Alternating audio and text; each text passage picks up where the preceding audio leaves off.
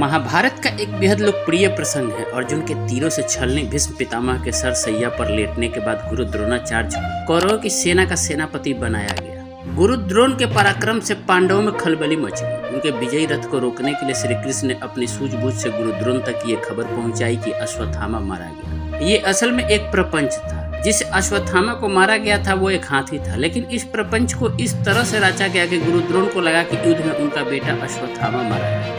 द्रोणाचार्य ने शस्त्र त्याग दिए, जिसके बाद उनका वध कर दिया गया। ये हजारों साल पुराना किस्सा इसलिए बताया गया है क्योंकि इसी तर्ज पर 1989 में एक बड़ा दांव खेला गया। शतरंज की बिसात बिछाकर जिसे प्रधानमंत्री बनाने की योजना बनाई गई, उसी ने उल्टा दांव चलकर पूरा खेल पलट दिया। बात 1989 के चुनाव की। राजीव गांधी की अगुवाई में कांग्रेस उस सफलता को दोहरा नहीं पाई जो उसने 1984 के चुनाव में हासिल की थी। वो फोर्स घोटाले में घिरी कांग्रेस सबसे बड़ी पार्टी बनकर उभरी, लेकिन वह बहुमत से कोसों दूर थे। राजीव गांधी तय कर चुके थे कि वह सरकार बनाने का दावा पेश नहीं करेंगे और विपक्ष में बैठेंगे। इस मौके को बखूबी भुनाया बीपी सिंह की अगुवाई वाली जनता दल। लेकिन पेच ये था कि जनता दल में सत्ता के दो केंद्र बन गए थे। एक तरफ बीपी सिंह थे तो दूसरी तरफ चंद्रशेखर थे। चंद्रशेखर किसी भी कीमत पर नहीं चाहते थे कि उनका जूनियर प्रधानमंत्री बने।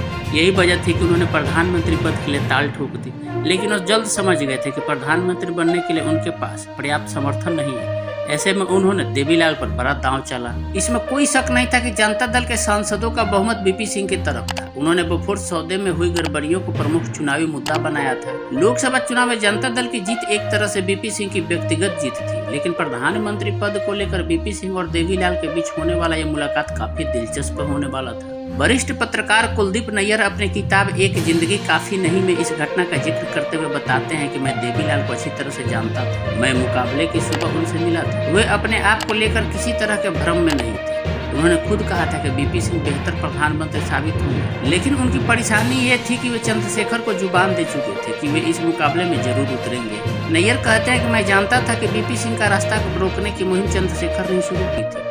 खुद देवीलाल उन्हें प्रधानमंत्री के रूप में स्वीकार करने के लिए पूरी तरह से तैयार थे।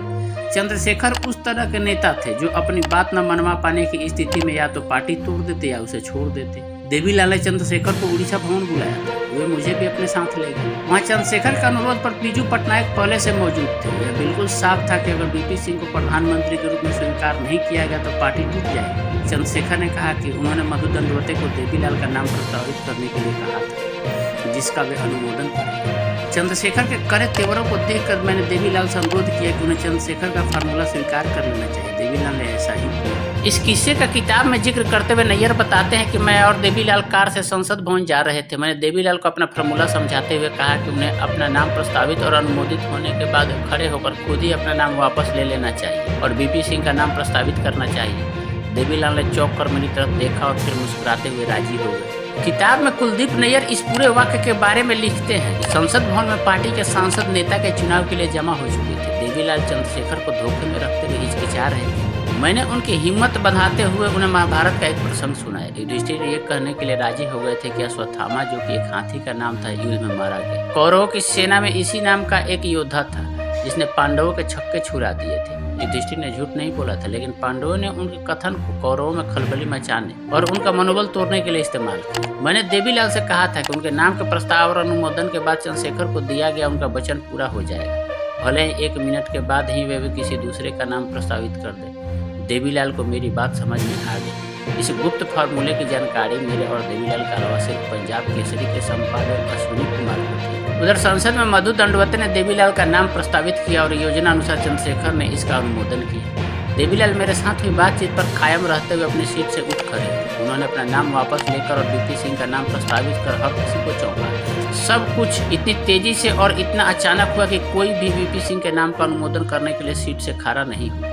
कुछ देर के असमंजस के बाद जब सदस्यों की समझ में पूरी बात आई तो अजीत सिंह ने उठकर बीपी सिंह के नाम का अनुमोदन किया। इस तरह बीपी सिंह सर्वसम्मति से संसदीय दल के नेता चुन लिए। इस दौरान एक और दिलचस्प बात यह हुई कि देवीलाल ने घोषणा कर कहा कि वो ताउम्र ताऊ ही बना रहना चाहते हैं। बाद में बीपी सिंह ने उन्हें उप प्रधानमंत्री बनाकर उनके बड़प्पन का सम्मान किया। इस पूरे घटनाक्रम के दौरान एक और दिलचस्प वाकया हुआ जिसका जिक्र वरिष्ठ पत्रकार निर्जा चौधरी ने अपनी किताब हाउ प्राइम मिनिस्टर्स डिसाइड में किया है। वो लिखती है 1 दिसंबर को संसद भवन के सेंट्रल हॉल में शाम 4 बजे मीटिंग शुरू हुई। मंच पर वरिष्ठ नेता मधु दंडवते बैठे थे।